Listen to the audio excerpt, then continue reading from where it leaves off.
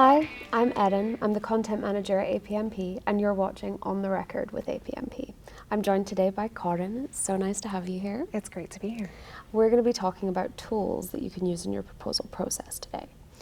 So, what is the benefit of integrating tools into your proposal process? There's actually a ton of benefits, starting with creating a shared vision with your team, working all the way down to making things simpler on you as a proposal manager yourself, getting to offload some of the cognitive load that otherwise overwhelms you.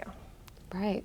And when we talk about getting rid of that cognitive load, what does that look like with a tool? Yeah, you can essentially outsource some of that, right? By documenting the things that you need to document, you don't need to retain that in working memory or convert that into long-term memory. And you'll hear me use some of these terms. I'm actually a cognitive scientist, so it's actually one of my favorite things that I bring to my proposal practice. And underlying all of these tools are really scientific bases for why they're effective in helping us do things like reduce cognitive load. So when you're using something like a proposal management workbook, what you're doing is you're offloading all of those things that you would otherwise have to keep in your memory. You can put it on paper. It no longer has to tax you cognitively. And I suppose that in and of itself reduces the likelihood of making mistakes and of losing track of things over the process. Absolutely. Not just for yourself, but for your team too, right? So when we work on proposals, we're using something called distributed cognition. And that's using multiple brains to solve a single problem. And so when you're working in a proposal team, it's not just you and your brain writing the paper or delivering the content, writing the presentation, all of that stuff. You're working in a team. People are looking at pricing and the narrative and compliance and all of these other things, right? And so across all of those individuals, you have to have some sort of shared vision for where you're going. That's distributed cognition. And so by documenting these things, it sounds super simple, but you're actually creating that shared space in order to do that. That's really interesting because obviously having a lot of moving parts to create one document can be a little bit overwhelming, but you were talking about cognitive load and taking things sort of out of your brain and putting them into this shared space. It's almost like you're creating a shared brain in some respects. That's exactly it. That's exactly what you're doing. I love that. So if someone is new to creating a proposal process or maybe has a proposal process but it's not working very well, what are the sort of initial tips and tricks that someone can enact right away to better integrate tools into their process? Yeah, I mean, I think it's great to start with the templates that already exist for these tools. Mm-hmm. And fortunately, there are some like wonderfully mature tools that exist, not just in APMP, but within organizations like Shipley and Lofeld, people who have been doing this for a long time.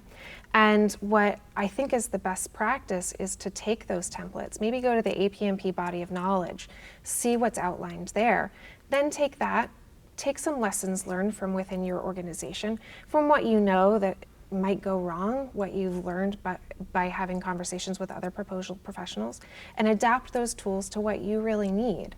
So we've been talking about, the benefits of tools, but what do you mean when you say tools? Like, can you give me some examples? Sure, there's all sorts of tools you can use, from compliance matrices to storyboard templates. You can use something that I like to call a proposal management workbook, and this is kind of the mother of all spreadsheets. I use this on every one of my proposals, and it is kind of the core source of knowledge for everything that's happening with the proposal. So within that, I contain things like my responsibility matrix, my team contact information, basic information about the RFP itself, writing assignments, win themes, all the way down to, do we use the serial comma or not? How do we refer to ourselves in the proposals? So this one spreadsheet, this mother of all spreadsheet, becomes the repository for team knowledge. If anybody has a question on the team, their first line of defense is the mother of all spreadsheets, this proposal management workbook.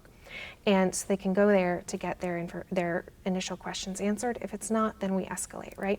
So that sort of thing removes information silos. Mm-hmm. And I think information silos are often a really big problem on proposals where some people know the information but others don't. When you have something like the proposal management workbook, you have a shared space where everyone can go and have access to the knowledge about the breadth of the proposal at any time that they need it.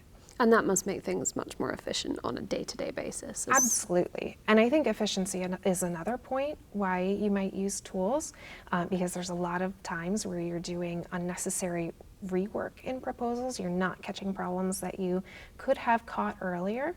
If you have a tool like, for example, a compliance matrix, and people have access to that compliance matrix, they can go and check requirements as they apply to their sections.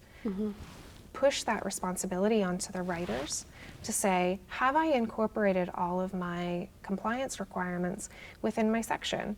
And that way you're helping to distribute the work, you're delegating the work, you're giving the information that people need to have the autonomy to write a better proposal and improve process efficiency. Amazing.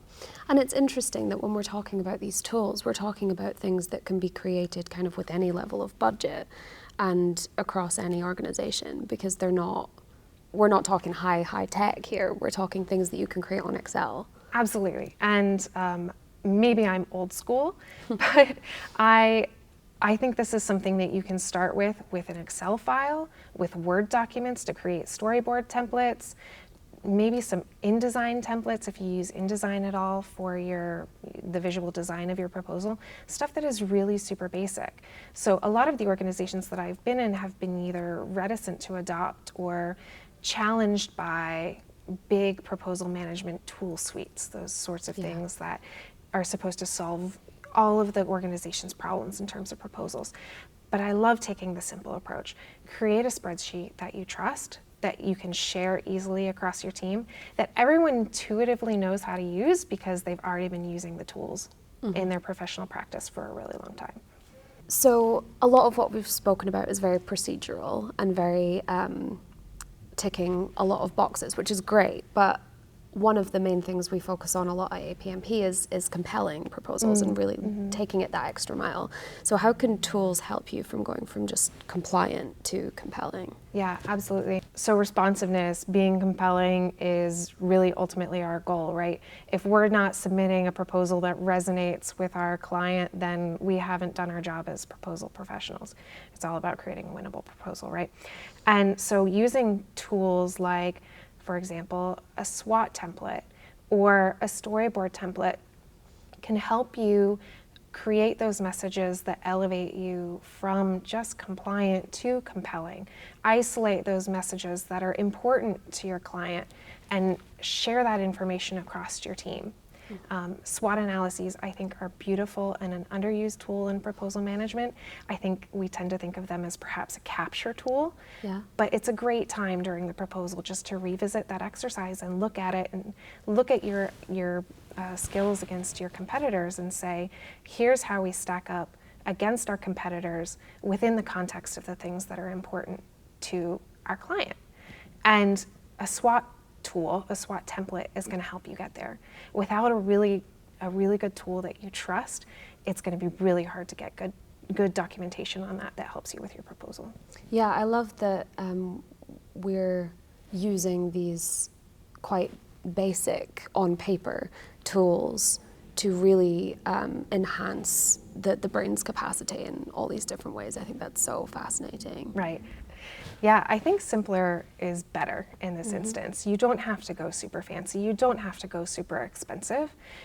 You know, why use two words when one will do? And I think the same is true of tools. Why go really fancy when something that is easy to communicate and easy to implement in your team is better than nothing, right? And if you're working with no tools right now, then start with the basics. And then make things more mature, more fancy as time goes and you see how it works for your team. And these tools seem to be very flexible and malleable into kind of whatever you need them for. Absolutely. If the tool is too rigid, then it's not going to serve a proposal after proposal after proposal.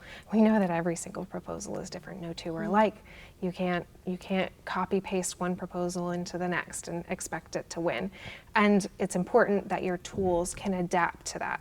It's important that your tools adapt to that. It's important that they adapt to the reality of a changing proposal landscape. Perfect. Well, thank you so much, Corinne. It was great to talk to you. It was wonderful to talk to you. You will notice in front of you there is a little golden microphone. How cool. This is a souvenir keepsake from our first recording sessions for on the record with APMP, and this is yours to keep. So I love it. Please treasure it. Yeah, I'll put it on my shelf in a position of pride. Great. Love to hear it.